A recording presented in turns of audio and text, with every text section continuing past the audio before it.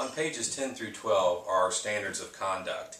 And I want to go through all of the key elements of this, and it's really important that you read and understand all of these standards of conduct. And for us, the standard of conduct, it really just relates to our expectations, and we want to make sure that what we expect of you is clearly understood, and if you've got questions, you can ask one of our team members to get clarification. So definitely read, make sure you understand these. And if you've got a question, make a note of that question. Either give us a call or bring your question when you come in to complete your final paperwork, and we'll be glad to get all of that clarified for you. One of the key themes that we really can't overemphasize is the importance of clear communication. So it's key, for example, to let us know when you're available. Our schedulers are working 24 hours a day, 365 days a year, making sure that we're able to fill spots, whether it's in a private duty situation or a facility. And the further in advance that you can let them know about any time that you have to cancel a shift, or that you're late, or you need to make a change, all of that, the more advance notice we have, the better. Communication is really, really key. It's important to only accept assignments that you believe you can take, where you know the transportation is going to be taken care of with no problem, any babysitter type issues are taken care of, so that that we again know that we can match you up with opportunities that are going to fit the schedule, and there's not going to be any other kind of problems.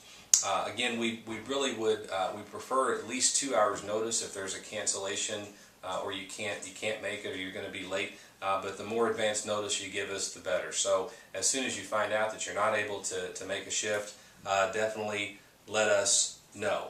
And there's some information in here about the impact on tardiness and being late. You know, people are going to be late from time to time, and so there's detail in here about how that'll affect the hours that you'll be credited for toward getting paid. So you definitely want to be mindful and understand that. Any type of change needs to come through our office, and this is sort of true with any type of communication. Rather than communicating directly with the family or the patient, we need all of those. Any kind of change, any kind of communication needs to come to the office first. So you need to let us know what the situation is, and then our people at the office, our team, will take care of communicating that with the appropriate people. So we want you to be able to just focus on that quality care and professionalism, and our team will be able to handle other things that come up in terms of scheduling and tardiness and those types of issues. Ideally, we'd like to have a couple of days notice if you're going to not be able to take a shift. That would be ideal if you want to make a change.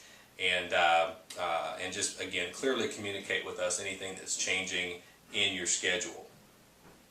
Based on the nature of what we do, it's very critical that you're on time. And we know people are going to be late, there's traffic situations, things come up, but promptness is so key in the nature of what we do, because we have other caregivers that are depending upon you to maybe relieve them from a shift, or to start a shift, and the patients and their families. There's a lot of things, there's a lot of moving parts going on to make sure that we're providing that quality care. So being on time is just really key, and anything that's anytime you're not able to do that, it's important to let us know.